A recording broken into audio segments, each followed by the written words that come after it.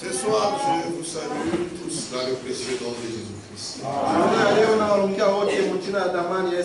Je pense que chacun de vous est dans la joie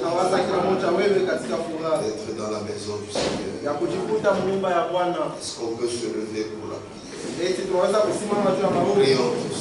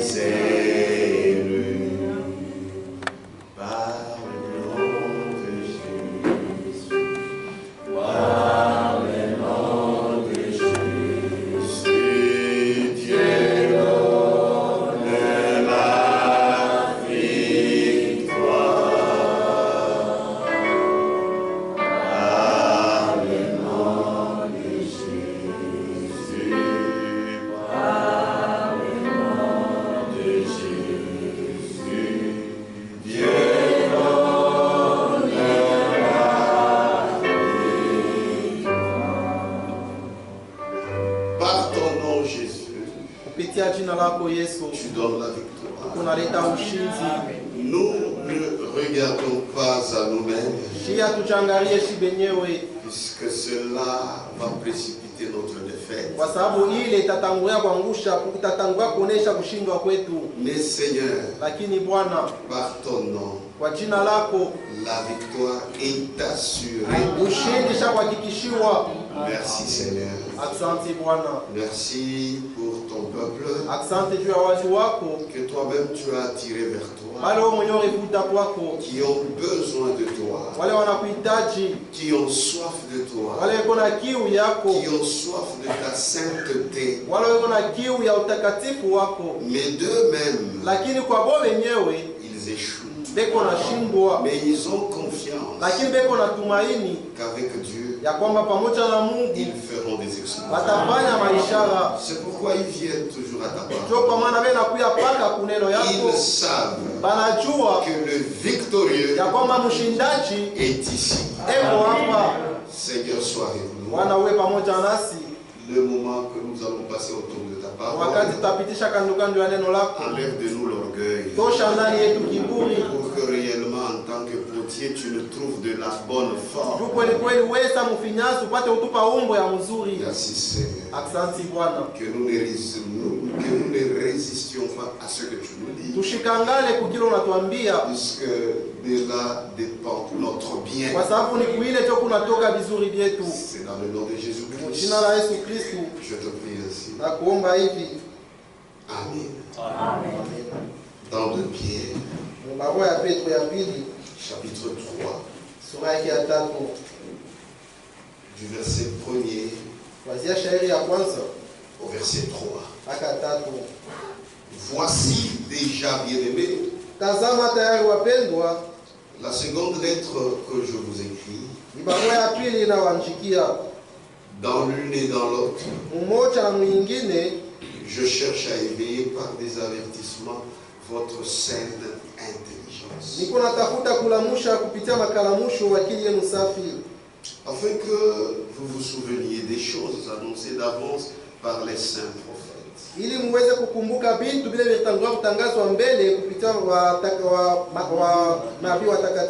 Et du commandement du Seigneur et Sauveur. Enseigné par vos apôtres. Il est lifundishwa na wamitume wenu. Enseigné par vos apôtres. Sachant avant tout que dans les derniers jours, il viendra de mon cœur avec leur raillerie, marchant selon leur propre convoitise. Veuillez vous asseoir. Dans les derniers jours, il viendra de mon cœur avec leur raillerie. Pour nous, nous sommes déjà de plein pied dans ce temps-là. Et il dit, cela se manifestera par le fait que c'est mon cœur. Ils sont mon cœur parce que cela se manifeste par leur manière de vivre. Par le fait que c'est mon cœur. Marcheront selon leur propre convoitise.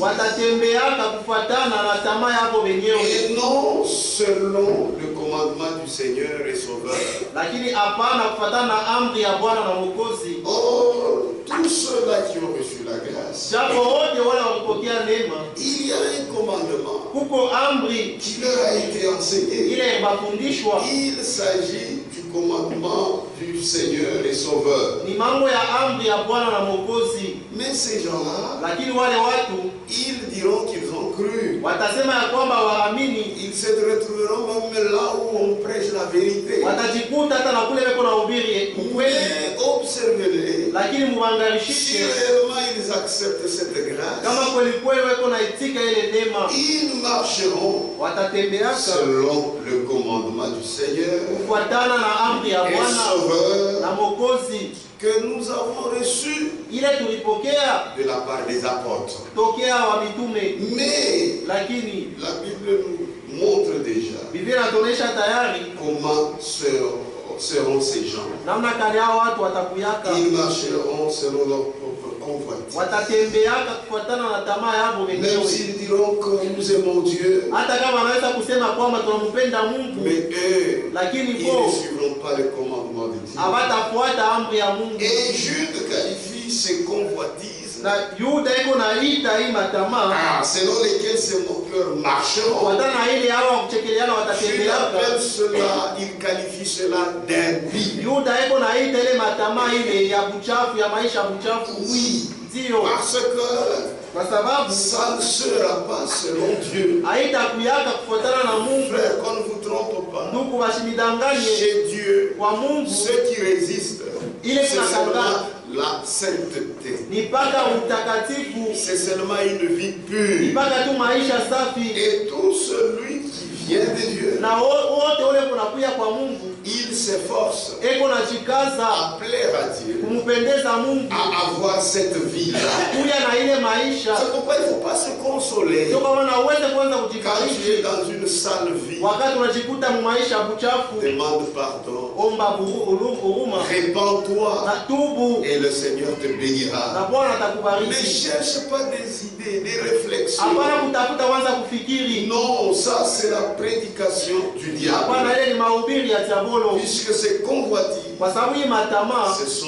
ce sont des convoitises impies. Et verset 18 de Jude, Pour nous rafraîchir la mémoire, il vous disait au dernier temps, c'est important, il y aurait des moqueurs marchant selon leur convoitise impie. Mais ils disent qu'ils sont chrétiens. Mais ils disent qu'ils ont cru le message. Ils disent qu'ils sont des élus. Ils disent qu'ils sont les vrais enfants de Dieu. Or, la grâce de Christ nous enseigne à fuir l'impiété. Car vous savez, même quand Jésus est mort à la croix, Jésus est mort à la croix, il est mort pour les impies. C'est-à-dire, toi qui es impie, Jésus est venu mourir pour toi. Il est venu t'accorder la grâce pour que tu sortes de l'état impie. Que tu te tournes vers la vie de Dieu. Jésus est venu t'arracher de ce mauvais siècle et t'amener dans son royaume. Et cela, on va voir ça comment. Ce n'est pas quelque chose qui se fait physiquement. Mais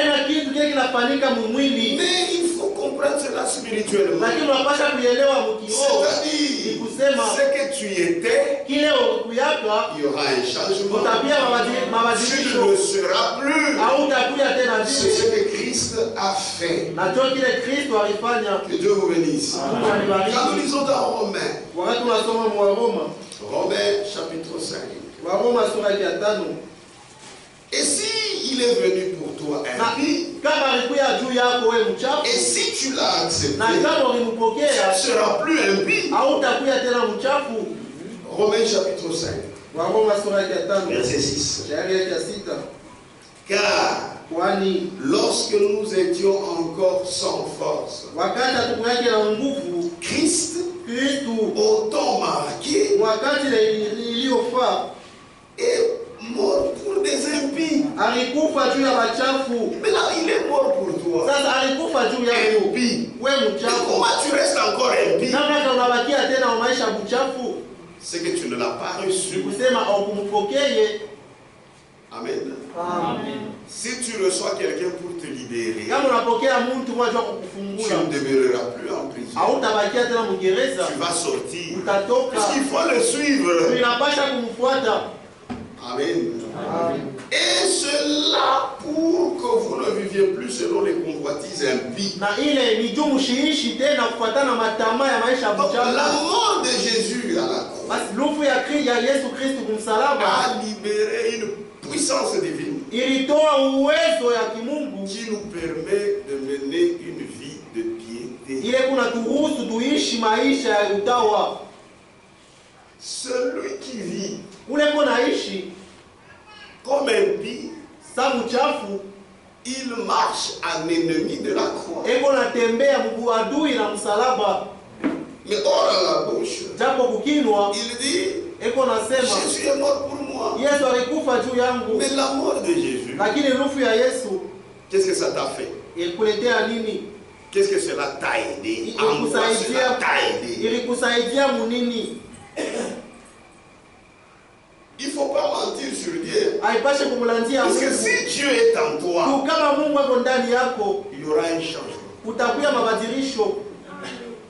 C'est la vérité. Puisque à la croix, il a libéré une divine puissance qui nous permet de mener une vie. Une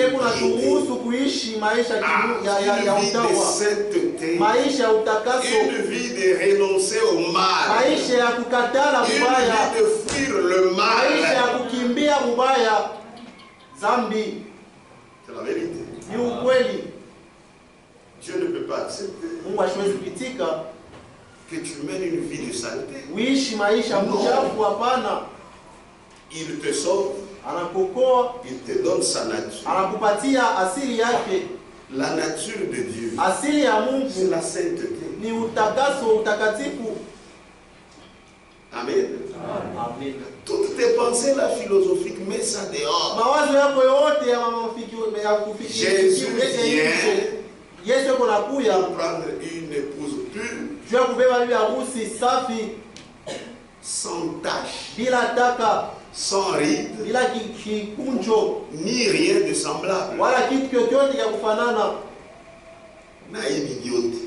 De tout ceci. Amen.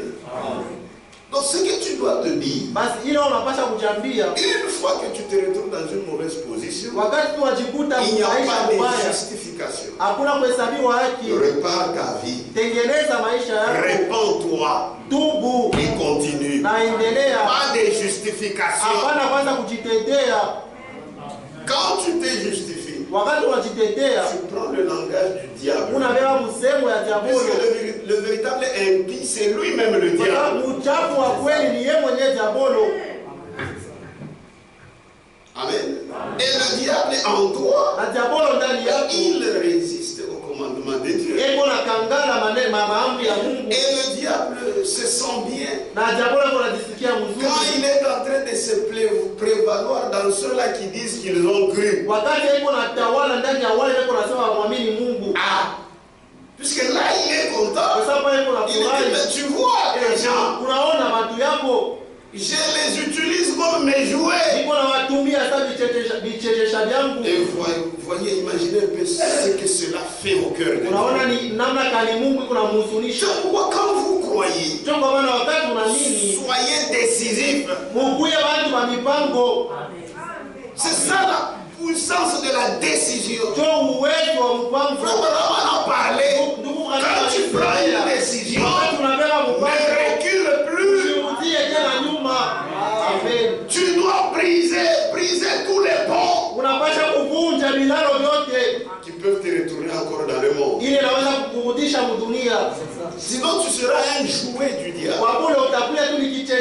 Alors que tu dis que tu es chrétien, tu dis que tu es chrétien, mais le diable quand il veut, il se prévaut de toi. Il lui aussi te dicte. Il te donne des commandements. Tu es ici bien assis, mais après ça il te dira les faits ça. Et tu fais. Il faut lui dire non. Et croire en Jésus-Christ, c'est dire que désormais, je dirai non au diable. Et je dirai oui à Dieu. Et ce chemin n'est pas facile. Il faut que réellement que tu aies cru pour faire ce que tu as dit. Dans 2 Pierre. Est-ce qu'on est ensemble? Vous croyez, le Seigneur vous donne cette puissance. 1 Pierre chapitre 1. 2 Pierre. Chapitre 1. Verset 3. Comme sa divine puissance nous a donné.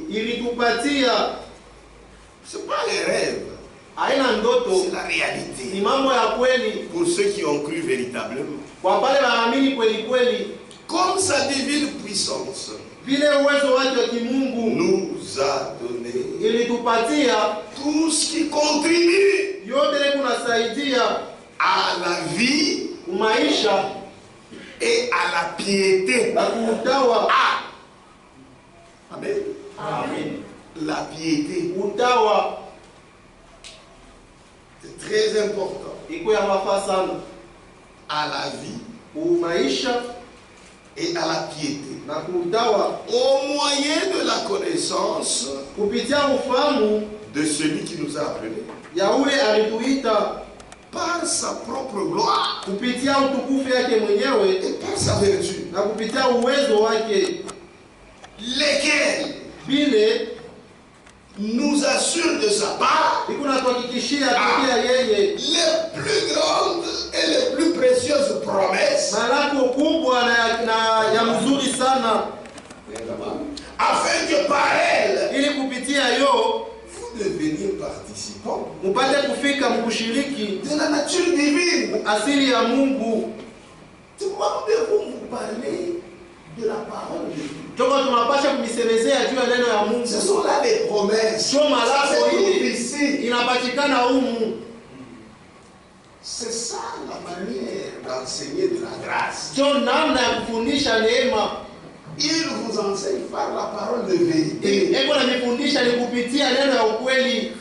Celui qui t'a sorti de la prison. Ula kutosha Mwingereza. Tu connais quelles sont les actions qui ont fait que tu sois en prison. Unajua ni matendo kalifanya ujikute Mwingereza. Là, celui qui te libère. Sasa ula anakutia huko. Il te dit. Anakwambia ne fais plus ça. Usifanye tena hiki. Fais ça. Fanya hiki. Fais ça. Fanya hiki. Sinon tu vas encore te retrouver en prison. Wabula utajikuta tena Mwingereza. C'est pourquoi celui qui a cru doit tous les jours venir écouter la parole. Tu ne dois pas dire oh, c'est la grâce. Quand je crois c'est fini. Non, c'est faux. La grâce qui t'a sauvé, elle continue à t'enseigner. Amen. Amen. Lesquelles ces choses nous assurent de sa part les promesses les plus grandes et les plus précieuses, afin que par elles vous deveniez participants de la nature divine. C'est vrai. Qu'est-ce qui vous fait participer à la nature divine? Oui, asili ya Mungu. Vous venez écouter les paroles des promesses. Vous savez que la Bible dit qu'il faut faire ça. Il se comporte comme ça. Au début, vous aviez des faiblesses. Mais en venant écouter, en prenant la décision, vous allez évoluer. Pourquoi tu ne peux pas commencer à condamner quelqu'un des péchés qu'il avait fait avant? Non, même au début de sa foi, tous les jours, nous avançons. C'est pourquoi il faut écouter la parole. C'est pourquoi les travaux des Chinois, ce sont des travaux mauvais. Faites juste lundi jusqu'au dimanche. Ça, c'est le diable qui est là-bas. Tout ça, c'est viser les enfants de Dieu. Notre nourriture, c'est la parole. Même moi, si je fais beaucoup de jours sans écouter la parole, la faiblesse entre. C'est comme manger. Tu ne peux pas dire, moi je suis né robuste. Je peux faire 30 jours sans manger. Tu mourras. C'est ça. Ce que nous devons faire dans notre vie. Même là où nous allons, c'est ce que je disais hier, pour nous qui voulons que nos enfants évoluent, comment je peux envoyer mon enfant là où il n'y a pas Makutano? Frère, même si en sortant de là, mon fils deviendra millionnaire, milliardaire, je ne le ferai pas. Amen. C'est la vérité. Vous avez qu'il y a Formose. Mais à où il y a ça, Makutano et quoi? Je ne sais même pas s'il y a une assemblée là-bas ou pas. Non, non. Même l'enfant lui-même, il dira que papa Achiamini tout sérieusement. Il ne croit pas sérieusement. Comment ici il n'y a pas la parole? Frère, si vous aimez Dieu, vous allez lui donner la première. Et même les gens qui sont autour de vous, même tes enfants, que papa aime le Seigneur. Que Dieu vous bénisse. Si vous n'écoutez pas la parole, vous êtes en train de préparer une ruine. avec cette vie actuelle, tu as des enfants. Tu as des enfants qui ne s'intéressent pas aux choses de Dieu. Tu es malheureux. Amen. Parce que tu n'es pas même sûr quand tu mourras, est-ce que les choses continueront? S'il y a quelqu'un de mauvais, c'est un païen. Amen. Ou c'est lui qui a fait semblant de croire, mais il ne croit pas. C'est pourquoi, frère, aimez le Seigneur. Donnez la première place à Dieu. Et Dieu vous honorera. Il faut écouter la parole. Et cette parole vous aide. Vous savez que ça, Dieu veut. Ça, Dieu ne veut pas.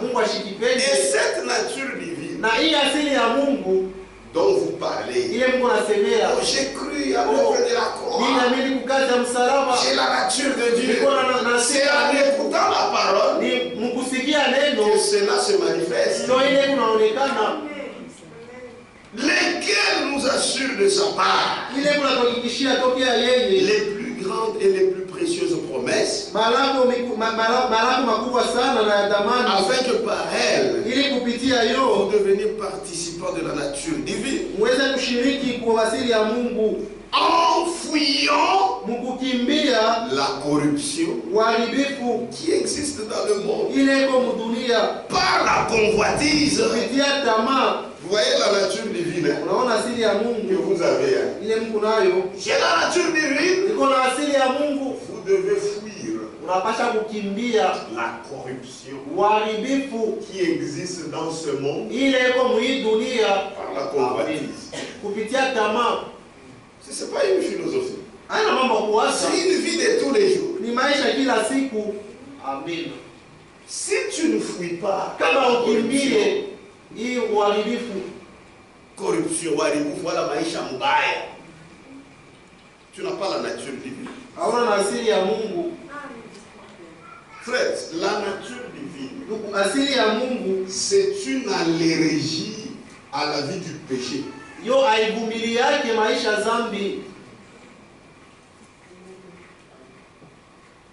Maintenant on explique. C'est moi qui explique. J'explique. Cette nature divine, si vous avez ça, tu es allergique. La vie qui combat les Écritures, tu ne sauras pas. Même s'il y a ton propre intérêt. Le problème est que c'est la vie qui est à toi. Même être derrière un frère, moi je trouve que c'est inutile. Non, qu'il reçoive seulement la grâce. Il va comprendre. Est-ce que chacun peut mettre à chaque porte d'un frère un diacre? Non. On ne saura pas. À chaque derrière un frère, il y a un diacre. Non. Mais quand vous avez la nature divine, toi-même, tu sauras que ça c'est mauvais. Tu t'habilles d'une manière transparente.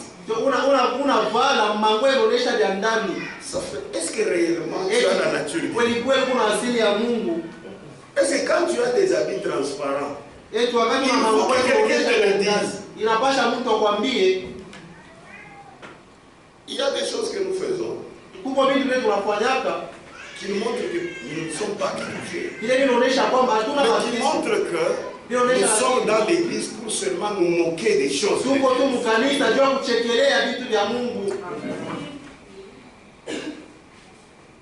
Oh, chez vous, vous ne faites pas ceci. Ah, Tonga, moi je vais commencer à le faire. Là, tu es un agent du diable. C'est pourquoi même dans vos amitiés que vous avez,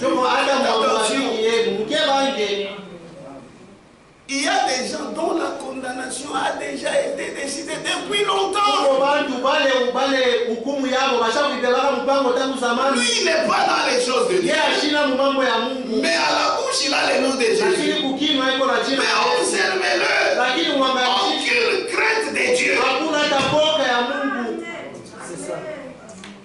Et vous qui venez de croire, elle peut même vous dérouter. Que Dieu vous bénisse. C'est triste, mais c'est comme ça. Afin que par elle, vous deveniez participants de la nature divine.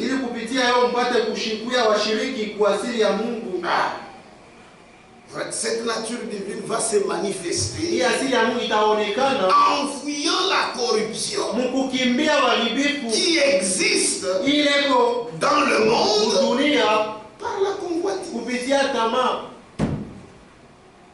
Comment toi, un chrétien, beaucoup de convoitises?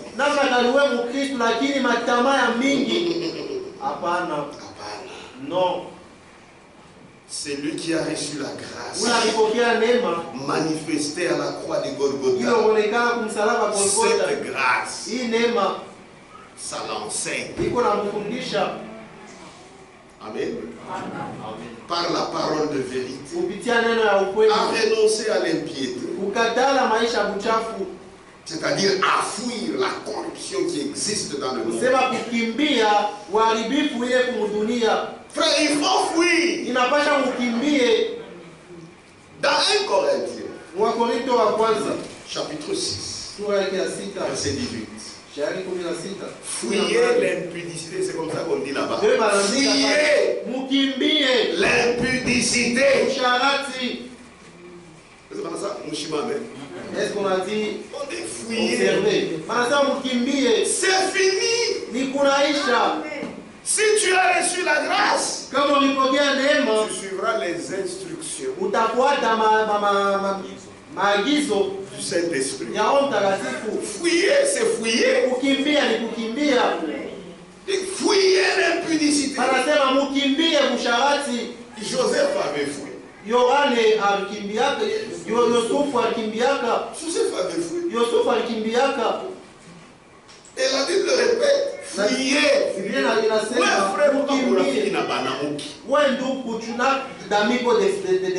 a des frères comme ça. Lui, c'est seulement les femmes. Tu as une onction diabolique. L'onction du serpent est sur toi. Et poser la question à ses frères, ils ne font que tomber. Ils ont seulement les larmes des crocodiles.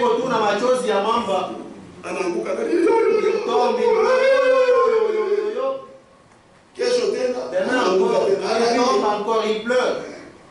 Ce sont les larmes du crocodile. La parole te dit ce que tu dois faire. Mais tu refuses. C'est pas correct.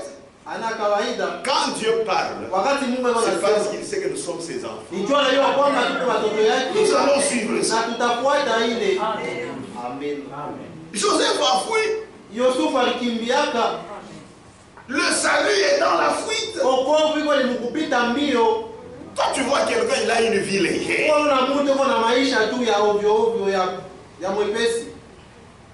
Il faut le fuir. Oh non, les soeurs, tu as souffert, elle est bien. Mais on a attention les soeurs, nous savons. Tu sais que cette soeur-là, elle est adultère. Il faut la fuir. Toi aussi, sœur. Tu vois que ce frère-là, il a des mœurs légères. Il faut au moins dans tout droit. Il faut le remettre sur le droit chemin. Ah, ça, ça, il tout droit. Il n'y a pas à avoir honte. Il faut parler à frère Nini. Qu'est-ce qu'il y a? Il y a tellement de téléphone. Appelle-moi. Ça, c'est vrai, frère. Et tu lui dis que je ne suis pas un jouet. Amen. C'est la vérité.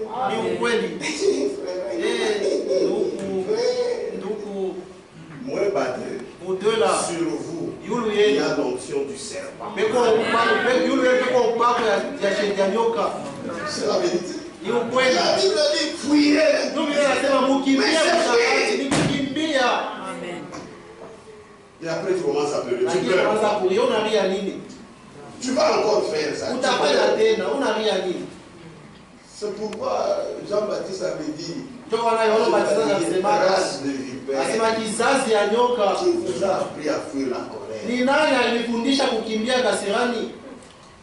Produisez les fruits dignes de votre repentance.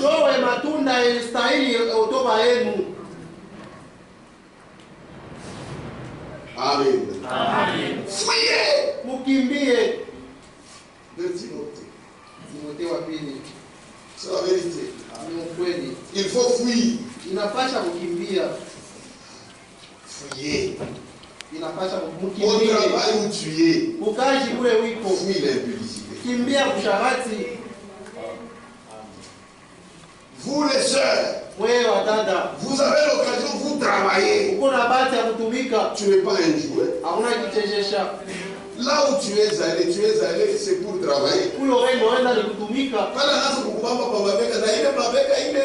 faut déjà consigner le contrat. Quand il commence à te toucher sur les épaules, est-ce que c'est consigné dans le contrat? Hein? Est-ce que c'est consigné? Et tu m'as dit que mon contrat, il n'y en a pas. Des choses comme ça, il faut dénoncer. 2 Timothée, chapitre 2, verset 22.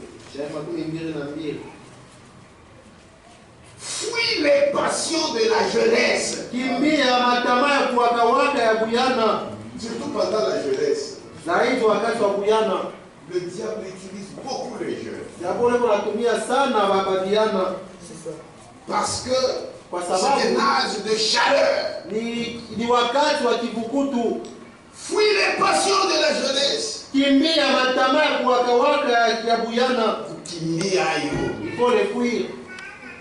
Et recherche la justice, la foi, la charité, la paix, avec ceux qui invoquent le Seigneur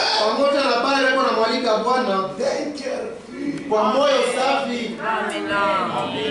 Comment je peux être parmi les gens qui ont une sale vie? Et vous aimez? Non. Vous devez partager quelque chose en commun. Fuis les passions de la jeunesse.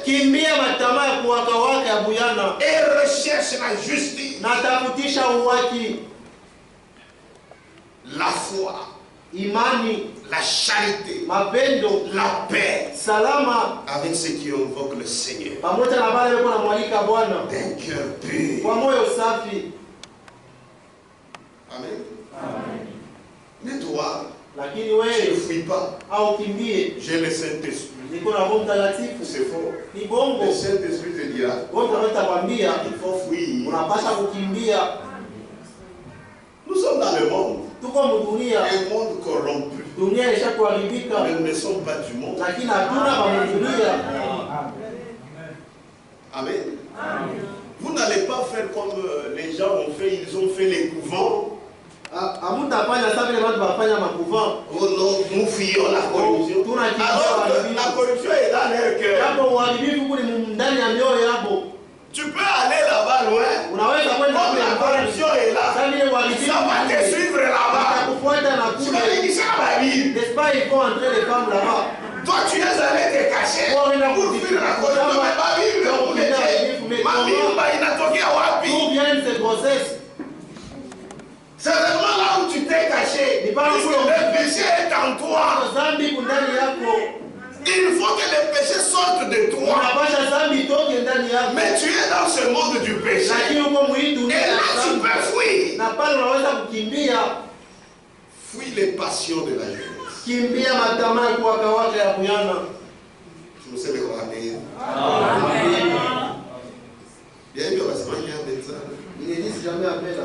Fuis les passions de la jeunesse.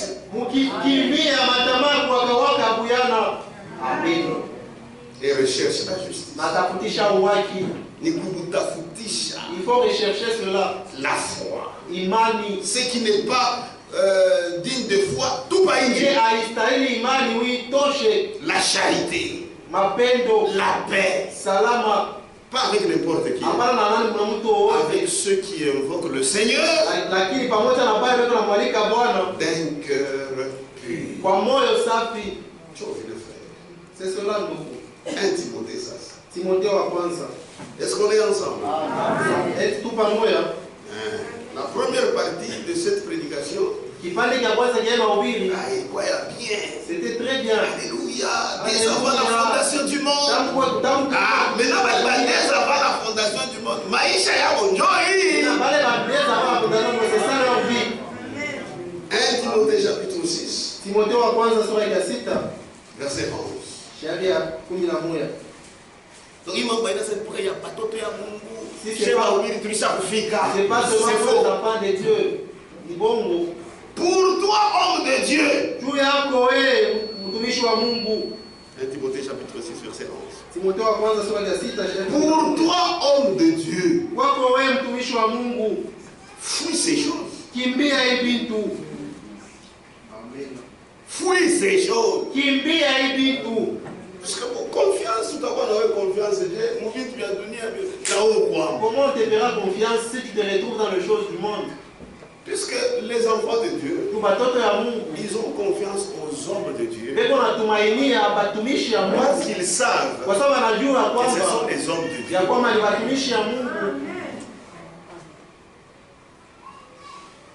Pour toi, homme de Dieu, fuis ces choses.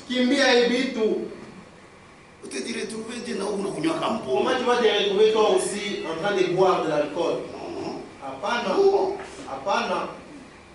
Dans tout moment, dans toute chose, tu y es aussi. Apana. Pour toi, homme de Dieu, fuis ces choses. Et recherche la justice, la piété, maisha ya kimungu.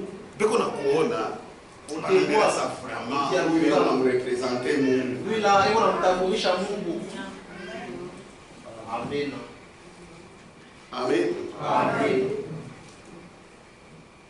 La piété, maisha kimungu, la foi, imani, la charité, mapendo, la patience, uvumilivu.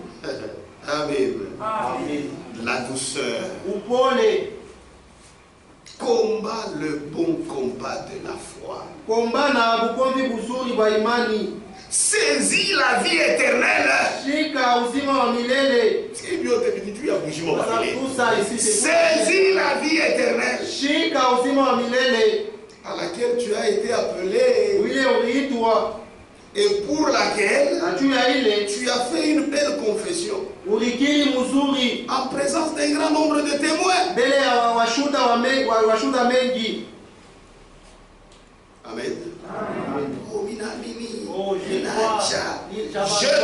recommande devant Dieu qui donne la vie à toutes choses et devant Jésus-Christ qui fit une belle confession devant Ponce Pilate de garder le commandement. Amen. Pour vivre selon ce commandement et non selon les convoitises impies, de garder le commandement. 14. J'ai toujours aimé ça. Et de vivre sans tâche, sans reproche. Frère maisha ya kusokosa kushituka ni maisha ya bunyama. Si tu veux faire quelque chose, essaie de voir si les gens en apprenaient. Qu'est-ce qu'ils en diront?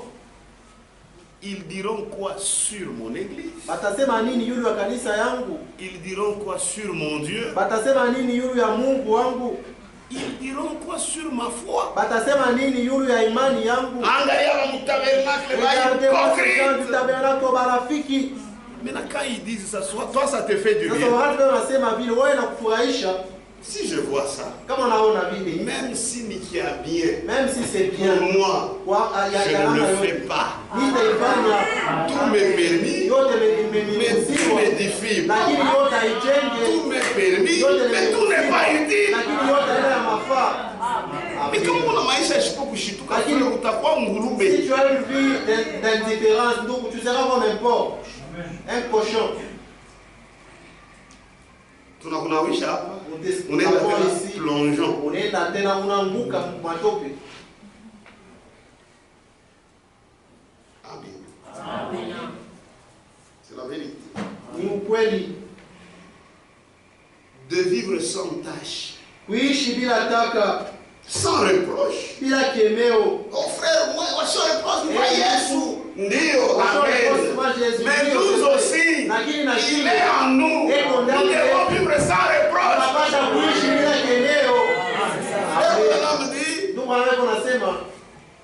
La mort de Jésus, ce n'est pas que pour que lui-même en soit bénéficiaire. C'est pour que nous en soyons bénéficiaires. Jésus est mort à la croix. Je le crois. Je dois m'efforcer pour vivre comme lui. Oh non, lui était Dieu. Oui, moi aussi je suis fils de Dieu. Il y a des raisonnements qui te rendent faible. Amen. Amen. C'est la vérité. Et de vivre sans tâche, sans reproche, jusqu'à 2026. Non. Jusqu'à l'apparition. Jusqu'à l'apparition. Jusqu'à l'apparition de notre Seigneur Jésus-Christ. C'est-à-dire, je dois vivre sans tâche et sans reproche jusqu'à ce que Jésus apparaisse. Amen. Parce que l'enlèvement a déjà eu lieu. Pas encore. Donc, je dois vivre sans tâche, sans reproche. Amen. Frère, tu dois vivre sans tâche, sans reproche. Amen. Frère, tu dois vivre sans tâche, sans reproche. Amen. Maintenant, il va se réaliser. Sœur, tu dois vivre sans tâche, sans reproche. Ça ça aille dans votre vie. Les choristes, les ingénieurs des sons. Oui, quand même bien. Vous devez vivre sans tâche et sans reproche. C'est la vérité. Jusqu'à ce que Jésus vienne nous prendre. Frère, Enoch, avant qu'il ne soit enlevé, il a reçu un témoignage. Donc même quand il est parti, ça n'a surpris personne.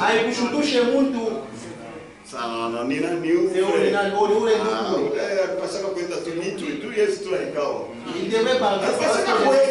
S'il y a des chrétiens, ils balent. Donc même dans ce village, même si on pouvait appeler toutes les prostituées, est-ce que vous la méritez?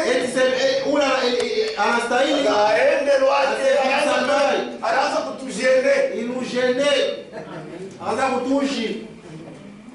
C'est pourquoi Dieu ne peut pas faire une erreur. Toi qui vis mal, vous allez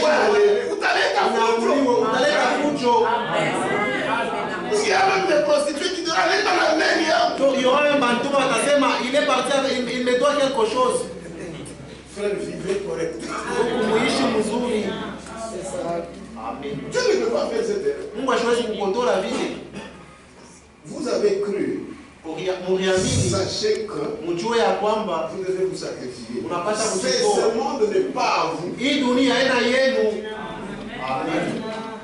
Et de vivre sans tâche, sans reproche, jusqu'à l'apparition de notre Seigneur Jésus. Vous savez que ça fait mal.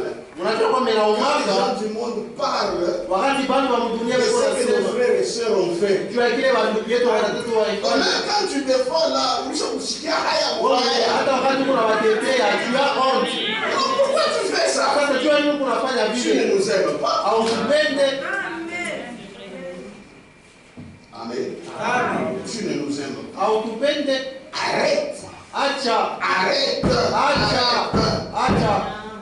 Il faut vivre sans tâche, sans reproche, jusqu'à l'apparition de notre Seigneur Jésus-Christ. C'est le devoir de tout vrai chrétien. Et c'est ça, suivre l'enseignement de la grâce qui t'a sauvé. Tito, chapitre 2. Est-ce qu'on est ensemble?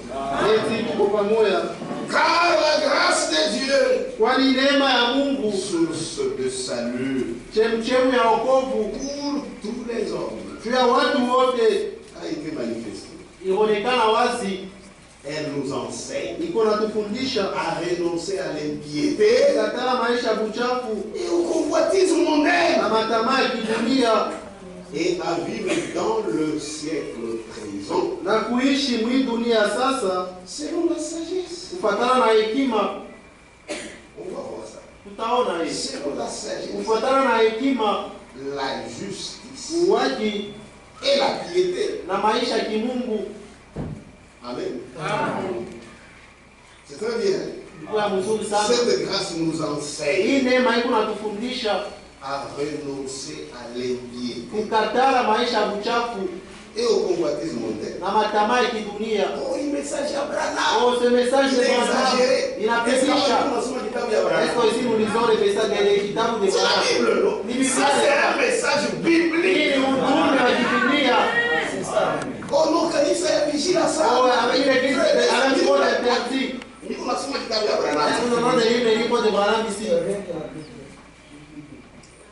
Amen. Amen. Elle nous enseigne à renoncer à l'impiété. Et au convoitisme. Et à vivre dans les siècles présents. Selon la sagesse. La justice. Et la piété. En attendant la bienheureuse espérance et la manifestation de la gloire du grand Dieu et de notre Sauveur Jésus-Christ. Pendant que nous l'attendons, nous devons vivre comme ça. Amen. Sans tâche, sans reproche. Amen. Donc celui qui a accepté la grâce renonce à l'impiété et au convoitisme mondain. Il vit dans le siècle présent selon la sagesse, la justice et la piété. Oh, 45, 46, on s'arrête. On continue demain. On va adorer le Seigneur.